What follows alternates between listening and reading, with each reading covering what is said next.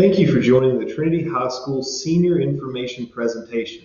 I'm Mr. Lanier, and I'm the counselor assigned to students with last names that start with L through Z. And I'm Ms. Sheets. I'm the counselor who works with students whose last names begin with the letters A through K. And everything we discuss in this presentation can be found in our new Senior Planning Guide. Ms. Sheets worked incredibly hard to put this together, so make sure that you guys use that. So to jump into our presentation, we'll start off with our senior timeline. Be sure to visit schools. Visit during the week if you're able to. This will give you a better feel of what the school is actually like. Narrow your college list down. You need to be realistic. Apply to a dream school within reason. Also, make sure that you have a backup option or a safety school. So that would be somewhere that you know that you can get into. You must complete the residency determination or RDN. This is very important to do and to do this correctly. This verifies that you are eligible for in-state tuition. And there is a huge difference in cost between in-state and out-of-state tuition. So you want to make sure that you take that RDN process very seriously and make sure that all of your information is correct. Make sure that if you have to ask for a letter of recommendation, I would advise you to come to the Student Services office and pick up a recommendation form to assist the person recommending you in writing the best letter of recommendation possible for you. Give them at least 2 weeks heads up so that the person writing the letter of recommendation is not rushed. When they have time, typically they can write a better letter of recommendation for you. Also, make sure that you stay on top of your deadlines. Just a little tidbit, invest in a planner to add important dates or just set reminders in your phone since phones never leave your side.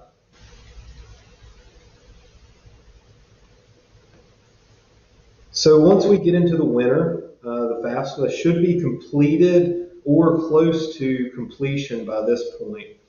Students and parents can begin the FAFSA on October 1st, so coming up here soon.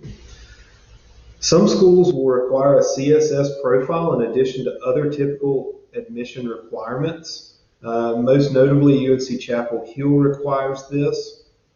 Early application and early decision application decisions will be sent during this time.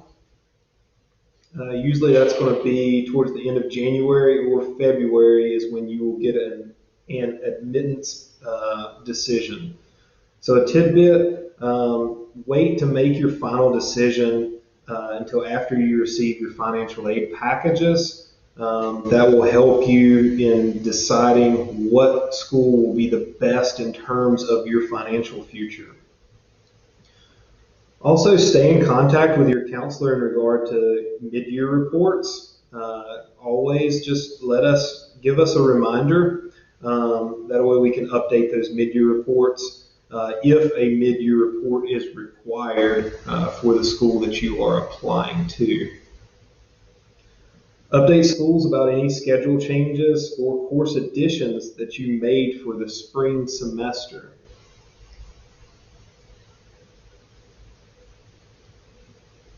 Start seriously digging into scholarships and making a plan for scholarships. So going into the spring, regular decision application decisions are made and students start to receive financial aid award letters.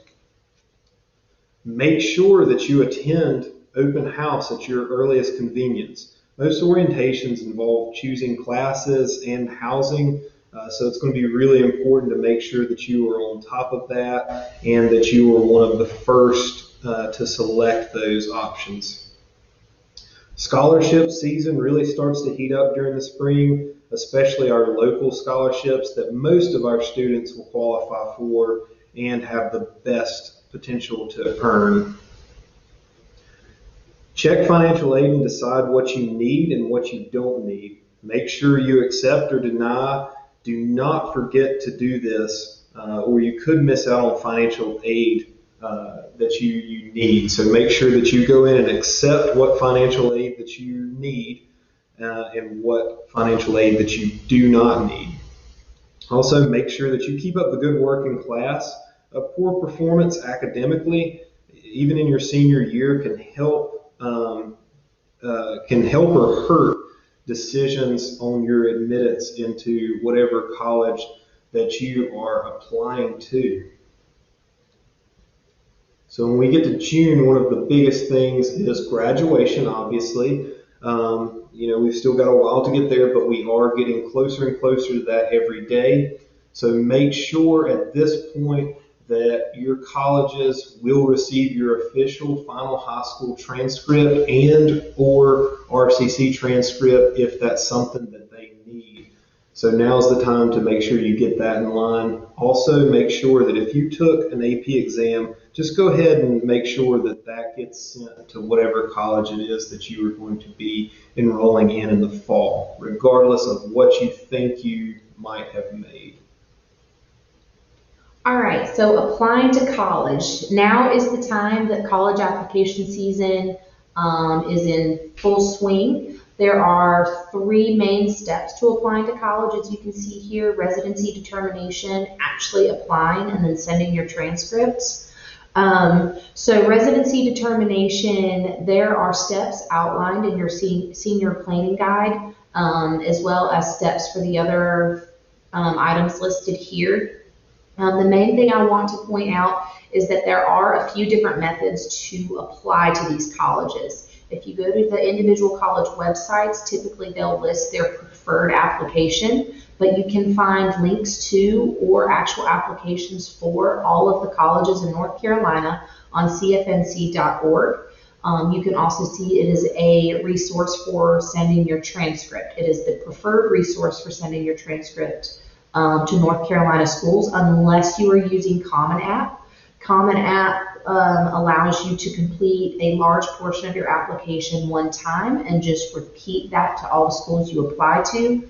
And there's a similar formatting on CFNC, but again, further details are listed in your senior planning guide.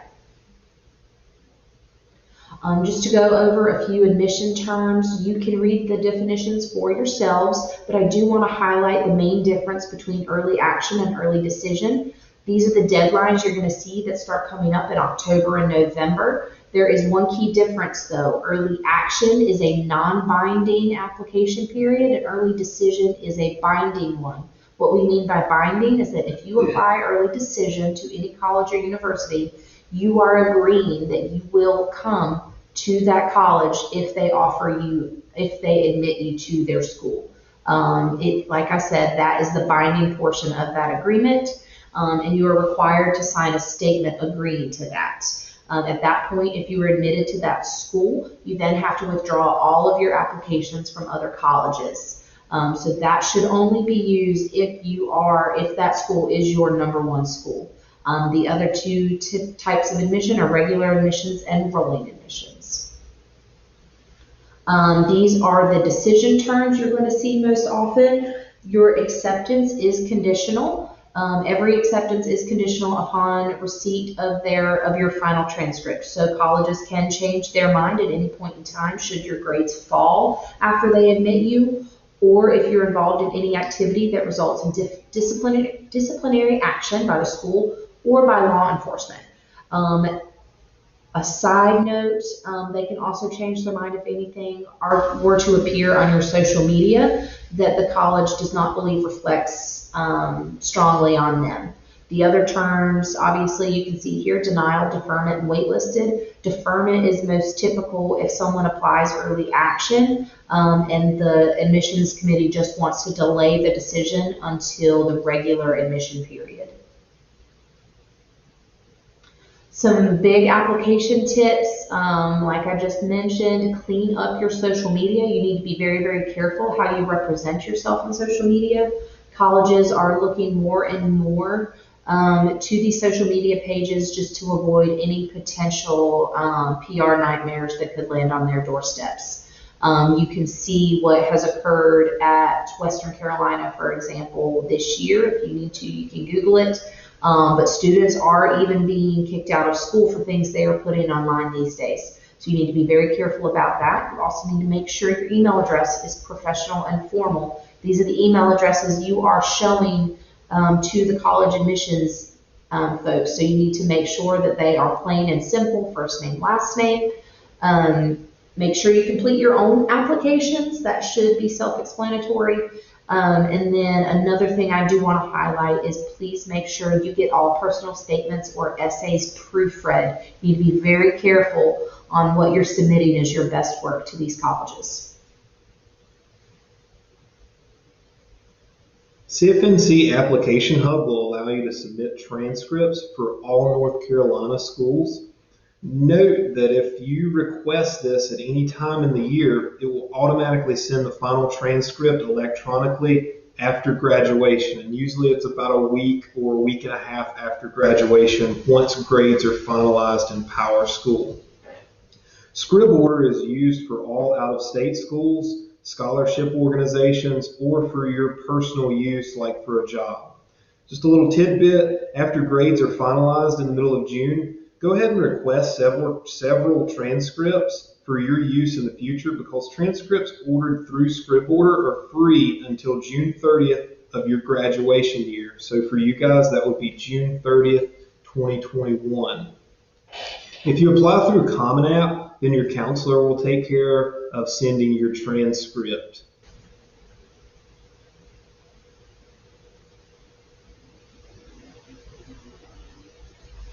Wait as long as you can to request RCC transcripts, because they do cost $7 per request. Just a little tidbit here, wait until you are completely finished with all of your RCC classes. Do note that some schools need your official RCC transcript when you apply. This is rare, but you may want to ask the college just to verify whether or not they need that to make it an admission decision or not. Free College Application Week this year is going to be 2 weeks between October 19th and 30th. This is mostly for smaller private schools where they will completely waive their application fees, but some public schools like an ECU will participate as well. A full list of those schools will be available within the coming weeks.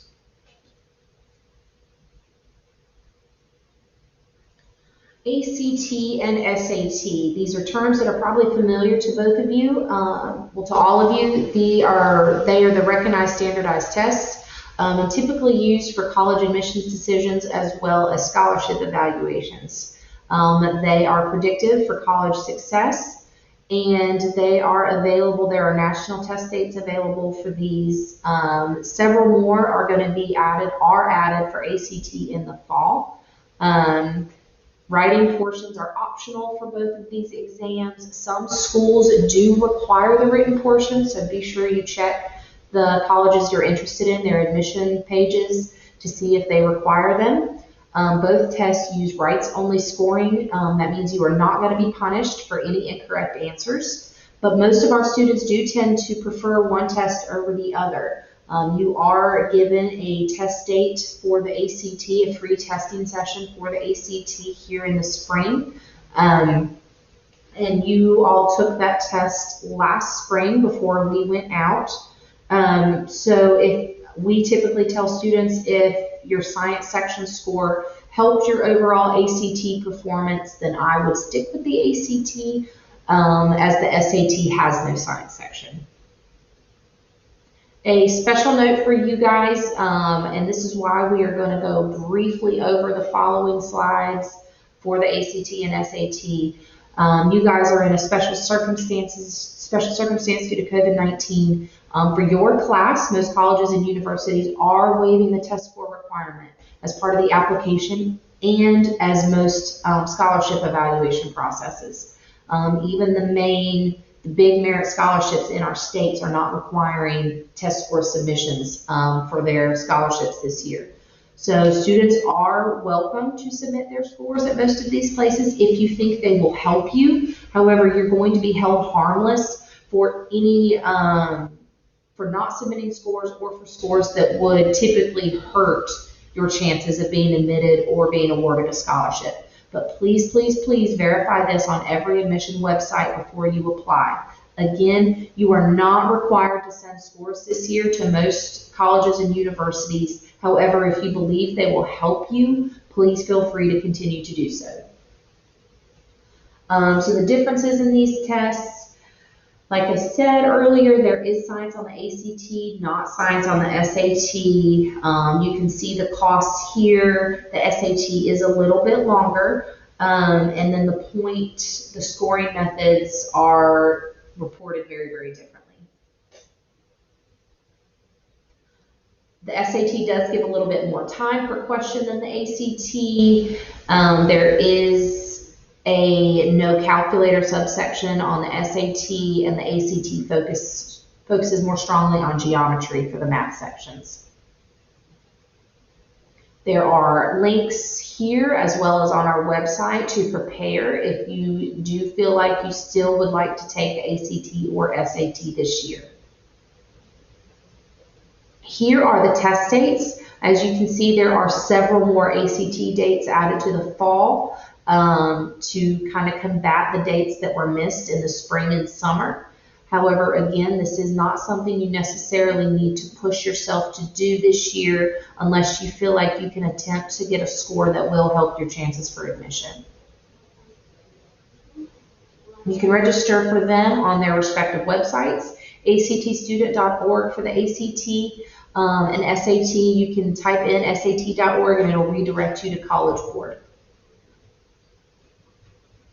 There are fee waivers available if you cannot afford to take these tests. They have gotten pretty pricey. If you are interested in that, Mr. Lanier and myself we can send you an application for a fee waiver. If you're not on campus, feel free to email us, or if you are on campus, stop by whenever you're here.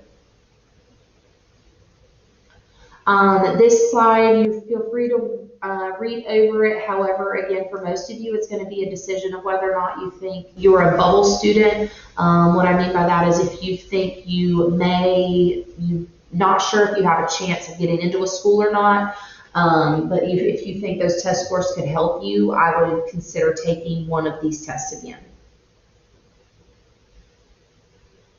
The FAFSA is the free application for federal student aid. The key word is free. Make sure you go to the correct site to complete your FAFSA. And so that site is fafsa.gov, F-A-F-S-A.gov, G-O-V. Again, this is free. You should never have to pay for any financial aid or scholarship application. You can begin to complete your FAFSA on October 1st. You will need to create an FSA ID first. Parents and students will need to create 2 separate accounts. This is for electronic signing of documents. Students need to complete the FAFSA every year that they are in college. And October 1st is always the opening date for that. More information about the FAFSA will be provided in a later scheduled virtual parent night in October. So there are several types of financial aid. Scholarships and grants are the best because you do not need to pay those back. They are free to you, and they should be free to apply for.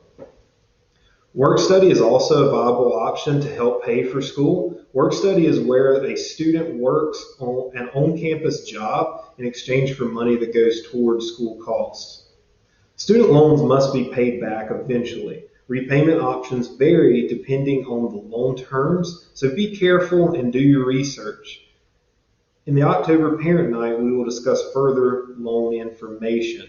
Just a little tidbit here, never be afraid to ask questions. Financial aid officers and admissions counselors at the schools you are applying to are going to often be your best resource to answer specific questions regarding that specific college and their financial aid information or admission information.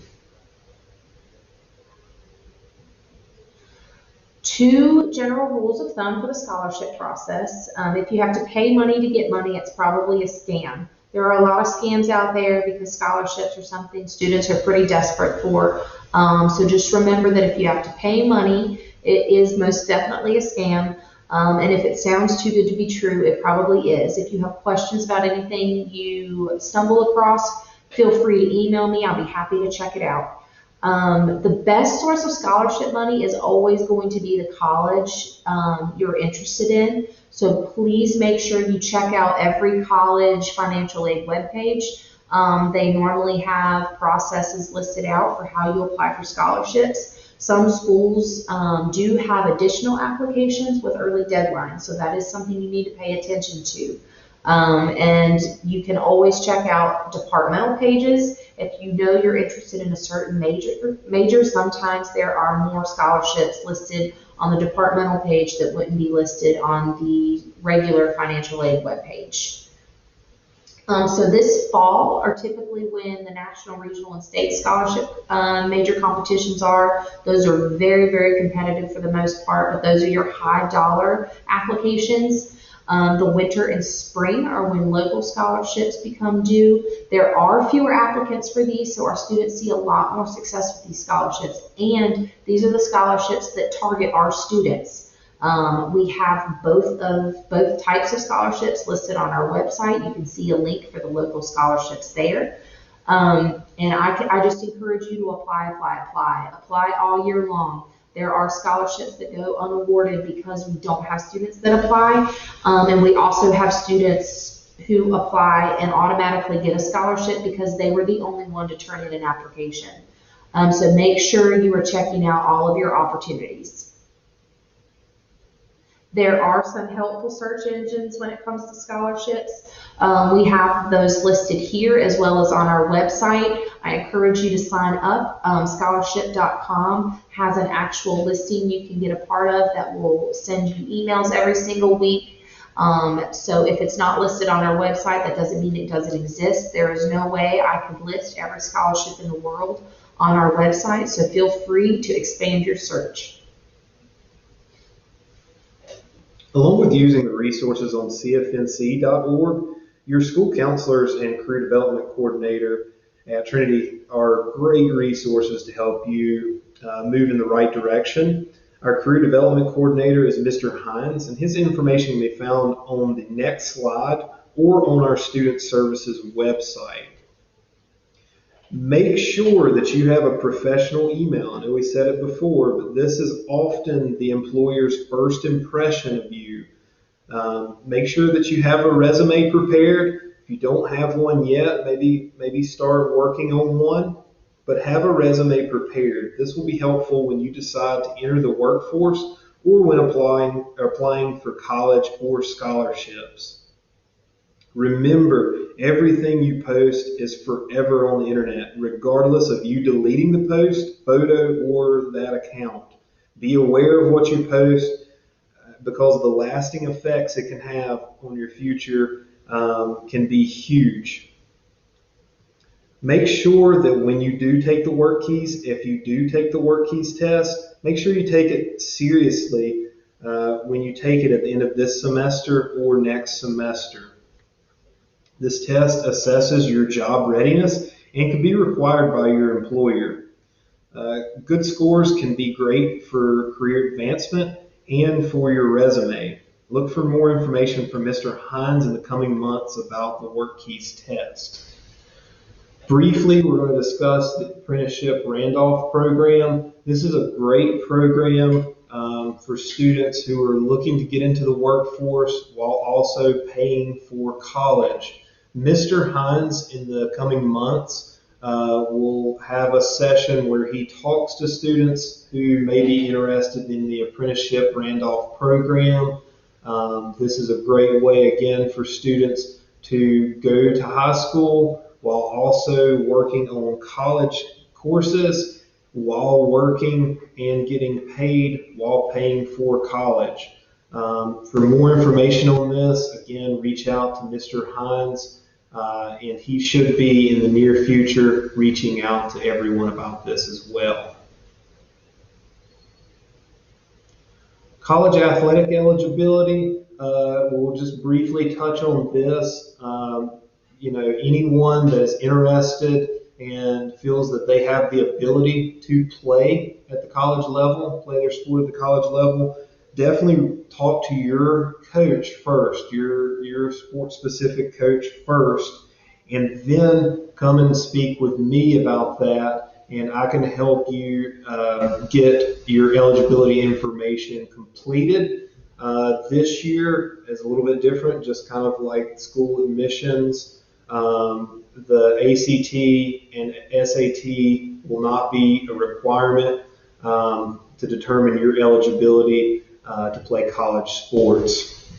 If you're looking at Division III, then I would just encourage you to create a free profile page. If you are seriously considering an NCAA Division I or II school, then you should create the certification account, which will cost up to $80 for that account. Although you could be eligible for a waiver. One more time, we just want to plug our new senior year planning guide. We mentioned it at the beginning, and I've mentioned it a little bit throughout. This planning guide is available online, and we will be sending it to your email address, your school email address. It is workable and linkable, so all the links in it will take you to every website you could need. It also has links to certain documents that are mentioned within the planning guide. The table of contents is interactive, so you don't need to read the entire thing at one time. You can use the sections that are applicable to whatever you're working on. For example, if you're working on applying to colleges, feel free to just look over that section. If you're ready to do the FAFSA, please then look over that section. There is a section on residency determination service as well. Everything is laid out in a step-by-step format. It should be pretty easy to read. There are QR codes linked in there as well. If you have any questions about that, please reach out. But that senior year planning guide is going to help you get through this year. We are stuck in a situation where we're having to be more accessible digitally. So this is one step we've taken to try to reach a broader area, a broader audience in doing that. Again, if you have any questions, please contact us. Our contact information is on this slide. Feel free to reach out about anything we've mentioned in this presentation today or anything outside of that. If you're struggling with your classes senior year, please let us know. Just one more time, we also want to draw attention to our student services website. Everything mentioned here can be found on our site. It's a great resource for you to use if you have any questions. But after looking through your resources, if you still have some burning questions or you're still not understanding how do I apply to college, how do I send a transcript, our contact information is listed on this slide. Thank you for attending our little TED Talk today. We appreciate you being here and appreciate you working with us through this pandemic. And hopefully we look forward to seeing you sometime we get to come back to school.